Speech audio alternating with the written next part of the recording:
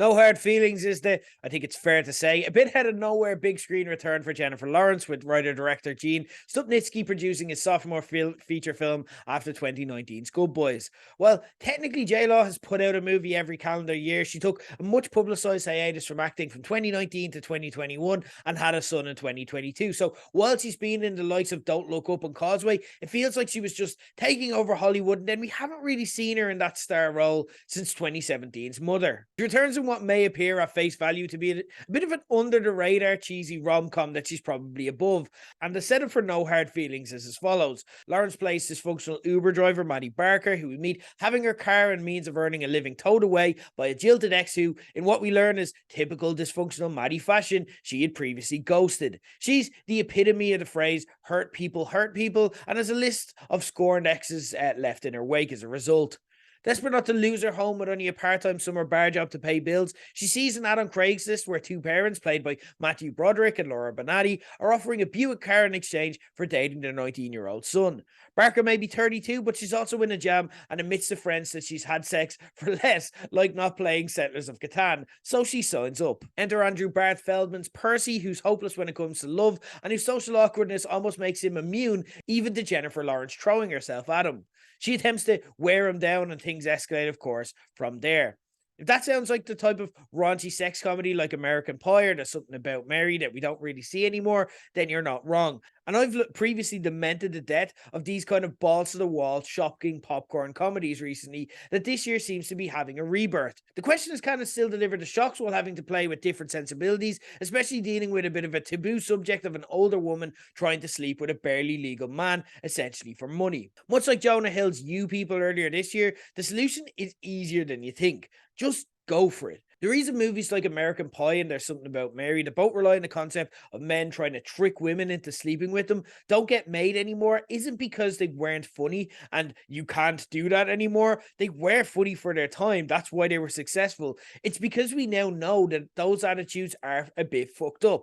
As with You People, though, if your moral center is right and if your heart is in the right place and you're not thinking offensive things when you're making them, it turns out you can still do whatever the fuck you want and dial the comedy in extreme scenarios to 10, exactly as these previous movies did. So what's at the core of No Hard Feelings is that it realizes that what Maddie is trying to do is kind of fucked up, and that's the conceit of the movie and where all the comedy comes from. But what makes it funny is how much the two leads buy in. The break is done for J-Law exactly what we all want a break to do for ourselves. Clear the bullshit out of your head, leave you with a more kind of firm sense of yourself, and let you refocus on what exactly matters when you come back.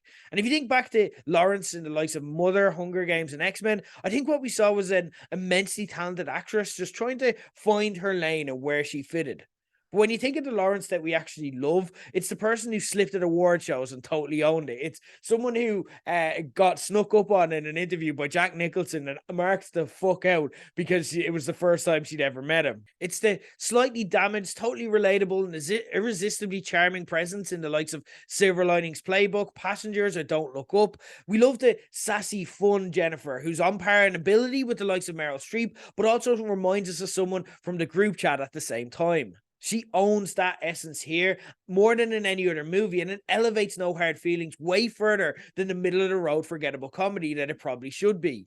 I cannot believe how game she was for it, and it helps it so much. In particular, there's a totally non-sexual nude scene that has everyone talking that you can't believe you're seeing, but are also under no illusions that there's no body doubles here or hijinks at play. And yes, that is very much Jennifer Lawrence doing all of that. She's absolutely iconic.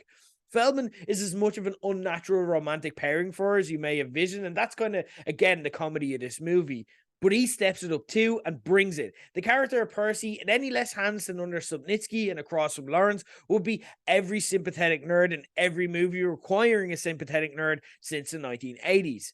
Instead, under Feldman, he's a real lived-in, vulnerable, three-dimensional person, and the character is so much better for it. Feldman has to toe a line in how he approaches the physicality of the movie. There's a point where, for example, he jumps in fear at hearing Poole being played. That would just be cheap if he didn't overplay it exactly to perfection. But then he's also able to dial the role right back and play Percy as vulnerable and tender, all while keeping all of that totally in sync. I had heard No Hard Feelings was better than you think it's going to be going in, but I wasn't ready for this, and I'm delighted to say comedy's comeback rolls on.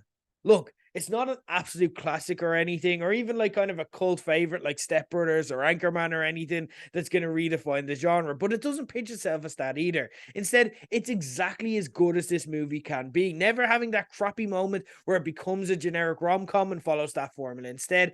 And a massive welcome back for Lawrence, who seems ready to retake her crown as Hollywood queen. But this time, she's a slightly older, much wiser, more self-assured queen that we can all get behind and root to rule the world yet again. That's No Hard Feelings. It's in cinemas now.